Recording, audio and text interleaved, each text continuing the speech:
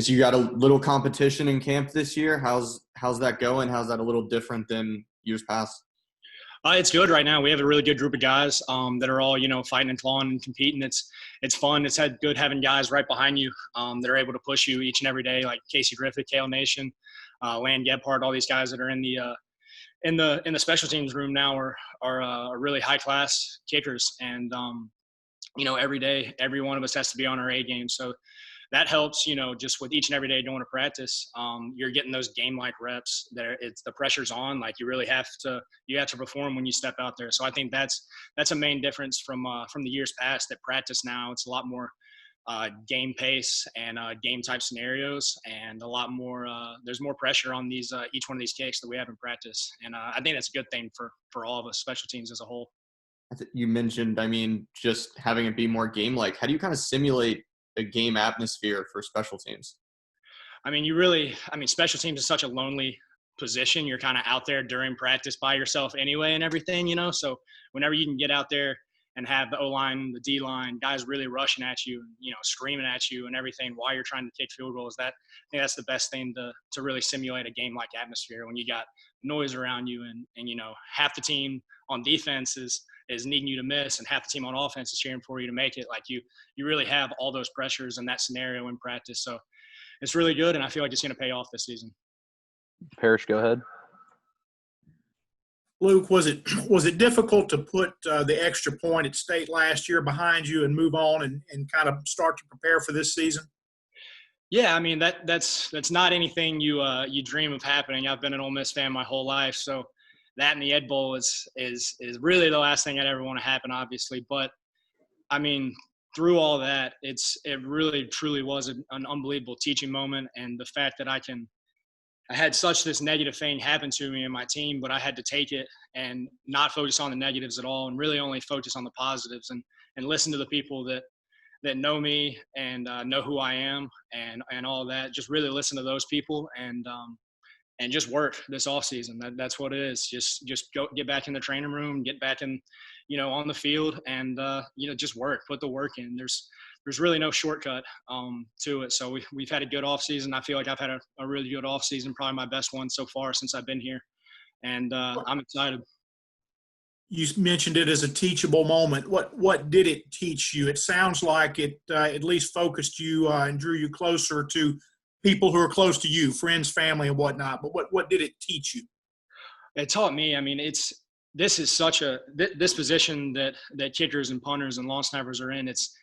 You get 3 or 4 opportunities a game, and whenever you don't capitalize on that, it can really stick with you. So, as big of a kick as that was, I have to realize that I have a whole nother season ahead of me, and I have 12 more games at least where people are going to be counting on me to make it. So, I'm not doing my team justice if I'm still focusing on that. They deserve me to be out there focused every single day, ready to make the next kick, no matter where it is, when I'm called on, it's got to be made. So that's really what I've been focusing on this offseason. It's just getting ready, no matter when my number's called, to be out there and hit it. Thank you. You're welcome. All right, we'll go to Neil. Yeah, Luke, along those lines, not to belabor it, but I'm curious, what were those immediate few days like after that game? Was it kind of the feedback you got, and was it kind of hard for you not to sort of blame yourself for some of what ultimately ended up happening over the next few days? Yeah, it's the next couple of days after that's really tough, of course. But I had a great supporting cast around me, and really just the guys on the team. The brotherhood in a team and in a locker room is really something that not everybody gets to experience, and just having 120 other guys behind me is. Just that alone is enough to, pick me back up and out of that. And they've done that. They've continued to do that. I have the best teammates in the world.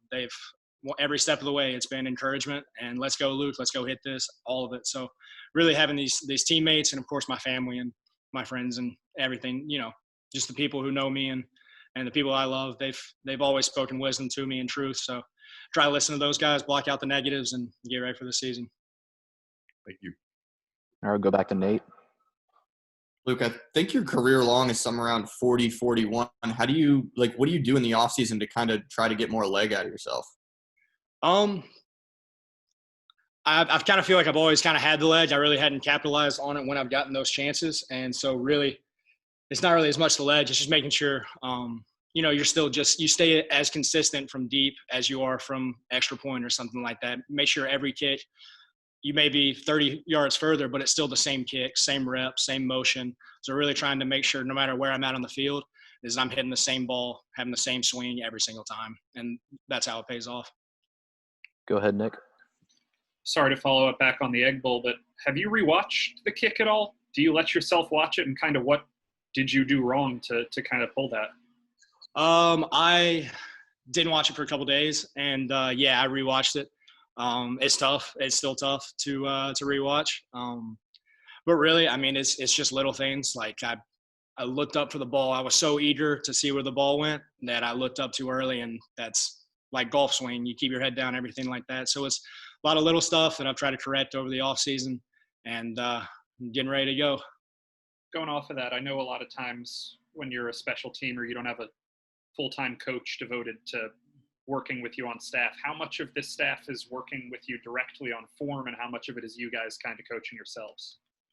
I mean, a good majority of it is always kind of coaching yourselves. We have Coach Gideon, obviously, who's a fantastic special teams coach, who was special teams coach of the year last year. So it's really great to have him in the building and his experience and just the little tips and pointers he can give me, because he's not really much of a kicking expert, but he's a special teams expert. So he can tell me all these things that really that I can't see myself that I'm doing that he sees as a special teams coach. So, he's in there giving me tips and things. And we have also Doug Goodwin, who's who's an analyst who can help and, watch film with me and point out little things here and there that I've been doing it for so long, I really can't see anymore.